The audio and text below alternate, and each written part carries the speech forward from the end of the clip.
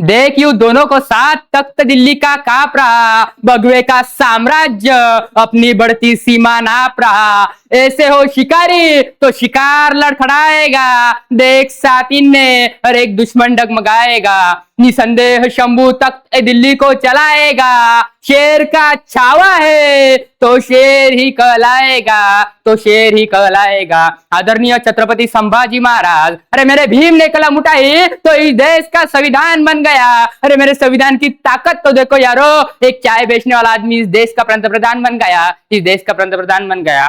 आदरणीय डॉक्टर बाबासाहेब आंबेडकर, खर तर पुस्तकांनी मस्तक सुधारतं असं म्हणतात, आणि सुधारलेलं मस्तक हे कुणापुढे नतमस्तक होत नाही असंही म्हणतात। ज्या वेळेस या भूमीमध्ये धर्म अधर्माचा मुखवटा एक होता, पुण्याचं व्यापारीकरण करणं सुरू झालेलं होतं, चातुर्वर्ण व्यवस्थेखाली समाज पूर्णपणे दबलेला होता, 4 वर्णांतून 4000 जाती निर्माण झाल्या होत्या, माणसांपेक्षा दगडधोड्यांना जास्त महत्व होते, न तिथल्या गोट्याला गोट्यातल्या शिणाला आणि जातीच्या झेंड्याला भलताच भाव आला होता। इथल्या माणसांच्या कष्टकऱ्यांच्या अंगावर कोळ आले होते, त्यांना खायला भाकर मिळत नव्हती आणि प्यायला पाणी मिळत नव्हतं, चालायला रस्ता मिळत नव्हता। आणि त्याच वेळेस इथल्या व्यवस्थेला तोडून एका महान पुरुषाने जन्म घेतला आणि इथल्या व्यवस्थेच्या छाताडावर पाय ठेवून हजारो वर्षांपासून निर्माण झालेल्या विकारांच्या दऱ्या बुजवत विचारांचे वटवृक्ष निर्माण करण्याचं काम बाबासाहेबांनी केलं। ही सगळ्यात महत्वाची आणि मोठी गोष्ट आहे।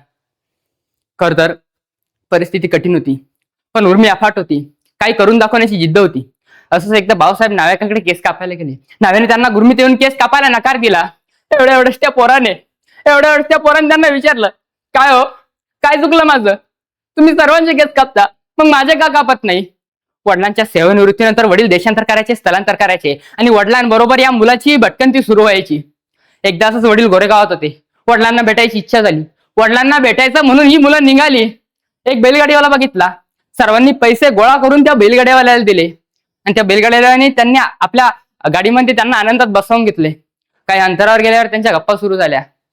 त्या बैलगाडीवाल्याने त्यांना विचारलं, काय रे पोरांनो, कुठले तुम्ही, नाव काय तुमचं, कुठे जायचं?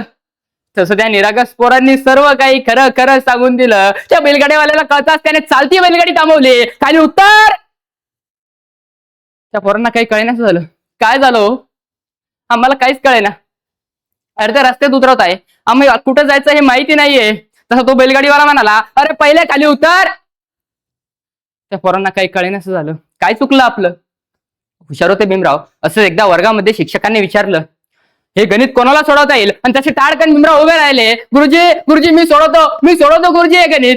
गुरुजी म्हणाले, ये पुढं, दाखव सोडवून।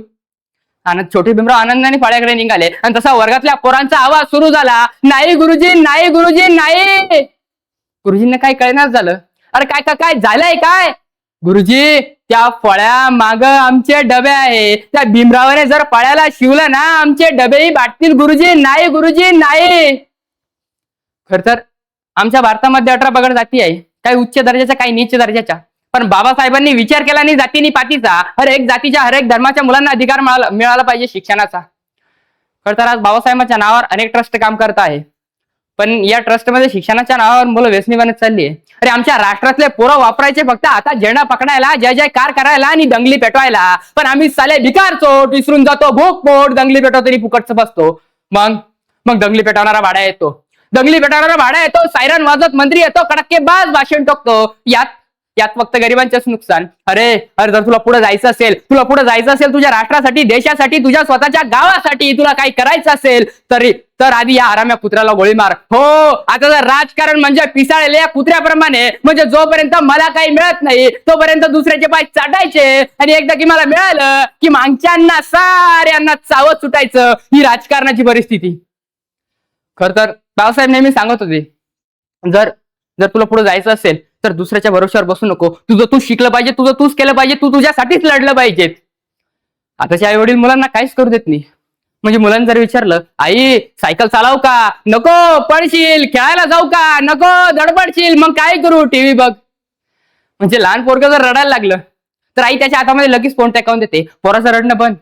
पण तीच आई त्याच्या पोराच्या हातामध्ये पुस्तक देत नाही आणि सांगत देखील नाही, हे बघ पोरा, हे बघ तू जर रडला ना तर तू छत्रपतींचा मावळा नाही, हर हर महादेव म्हणण्याची तुझी अवकात नाही, आई जिजाऊ तुझी माय नाही, आणि मर्द बनण्याची तुझी ताकद नाही। हे बघ पोरा, तू रडू नको।